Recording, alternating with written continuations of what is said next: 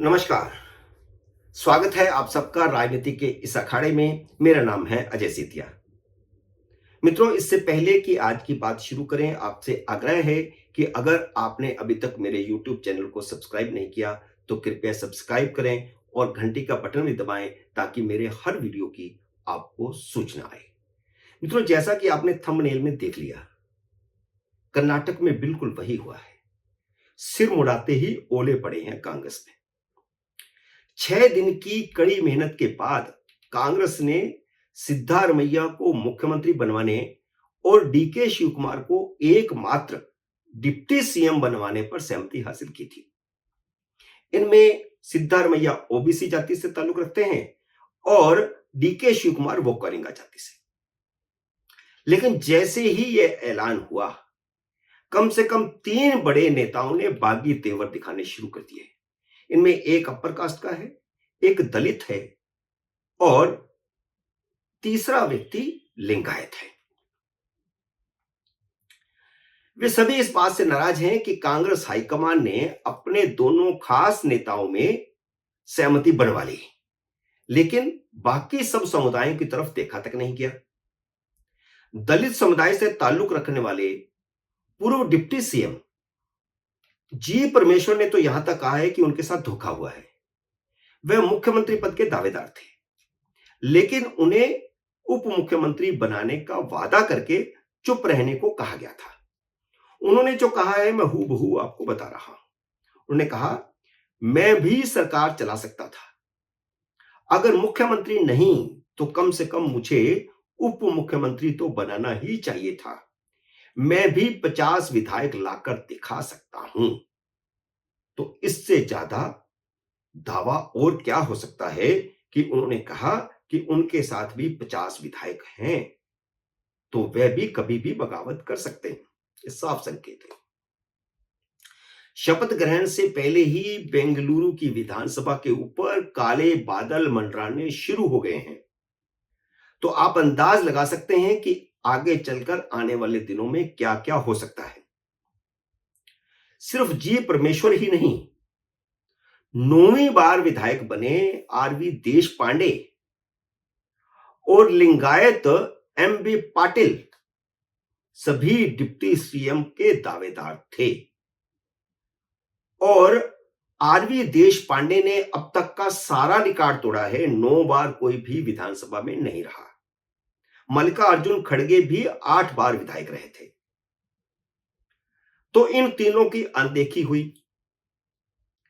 और 3 deputy CM का जो फार्मूला निकला था उसे डीके शिव कुमार ने ठुकरा दिया था। पहले फार्मूला यही था कि सभी जातियों को प्रतिनिधित्व दिया जाए और उनको एक एक को डिप्टी सीएम बना दिया जाए। एक सीएम बन जाए, 3 डिप्टी सीएम बन जाए। लिंगायत समुदाय से ताल्लुक रखने वाले पाटिल तो चुनाव में प्रचार समिति के अध्यक्ष थे। बाद में मल्लिकार्जुन खड़गे ने कोशिश की कि चलो 3 नहीं तो डीके शिव कुमार के साथ कम से कम एक दलित ही डिप्टी सीएम बना दिया जाए, लेकिन डीके शिव कुमार इस पर भी राजी नहीं हुए। उन्होंने शर्त रख दी कि अगर सिर्फ उन्हें ही एकमात्र डिप्टी सीएम बनाया जाएगा और 2.5 साल बाद उन्हें मुख्यमंत्री बनाने का वादा किया जाता है तो वह मुख्यमंत्री पद के दावे से पीछे हटेंगे। उनकी इस शर्त पर मल्लिकार्जुन खड़गे तो क्या, सोनिया गांधी को भी सिर झुकाना पड़ा।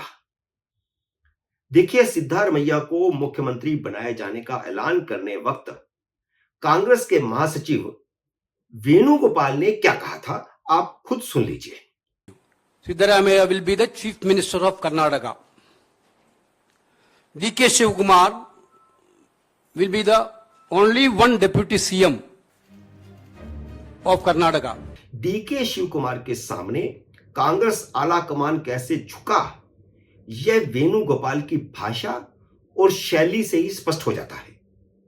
जबकि बेंगलुरु गए कांग्रेस के तीनों पर्यवेक्षकों ने मुख्यमंत्री पद के सभी दावेदारों को डिप्टी सीएम बनाने का झुंझुना थमाया था, जिनके नाम मैंने ऊपर लिए।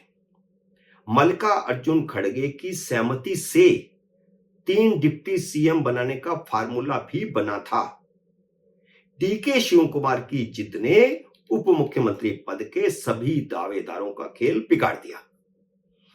डीके शिव कुमार ने 6 दिन तक मल्लिकार्जुन खड़गे और राहुल गांधी को नाक को चने चबवा दिए। वोक्कालिंगा डीके शिव कुमार तो उप मुख्यमंत्री बन गए। अब अगर दलित जी परमेश्वर और लिंगायत एमवी पाटिल ने अपनी बिरादरी के दबाव में बागी तेवर दिखाए तो सोचो क्या होगा। ये दोनों ही कोई छोटे मोटे नेता नहीं हैं। उन दोनों की अपनी जातियों पर मजबूत पकड़ है। जी परमेश्वरन न सिर्फ उप मुख्यमंत्री रहे हैं बल्कि 8 साल तक प्रदेश कांग्रेस के अध्यक्ष रहे हैं। कांग्रेस सिर्फ मुसलमानों के समर्थन से सत्ता हासिल करने में कामयाब नहीं हुई है। कांग्रेस को बहुमत दिलवाने में सबसे बड़ी भूमिका ओबीसी, दलितों और आदिवासियों की है। ओबीसी तो चलो मुख्यमंत्री बन गया, और वोक्कालिंगा की जो भूमिका है, लिंगायत की जो भूमिका है, वोक्कालिंगा भी चलो उप मुख्यमंत्री बन गया, लेकिन दलित समुदाय जिसकी सबसे बड़ी भूमिका है, दलितों और आदिवासियों ने भाजपा को सबसे ज्यादा नुकसान पहुंचाया है।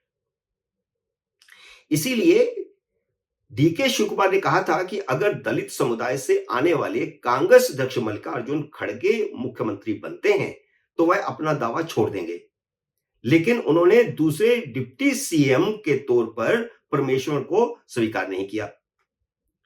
दलित समुदाय से आने वाले जी परमेश्वर भी मुख्यमंत्री पद की रेस में शामिल थे, लेकिन उन्हें फिर से डिप्टी सीएम बनाने का लॉलीपॉप देकर के उस समय मैदान से हटा दिया गया था जब पर्यवेक्षक विधायकों की राय लेने गए थे।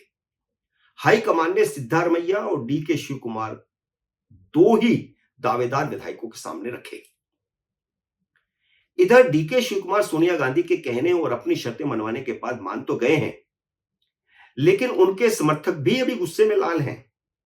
डीके शिव कुमार और सिद्धारमैया की प्रतिस्पर्धा अभी खत्म नहीं हुई है। यह ज्वालामुखी कभी भी गहलोत और सचिन पायलट की तरह फट सकता है। वक्त का इंतजार कीजिए। आज के इस वीडियो में इतना ही। उम्मीद है कि मेरा यह वीडियो आपको पसंद आया होगा। इसे लाइक और शेयर कीजिए, और अगर आपने मेरे YouTube चैनल को सब्सक्राइब नहीं किया तो कृपया सब्सक्राइब करके अपना आशीर्वाद दीजिए, ताकि जैसे ही मेरा अगला वीडियो आए आपको फिर से सूचना आए। मेरे नई वीडियो का करिए इंतजार। तब तक नमस्कार।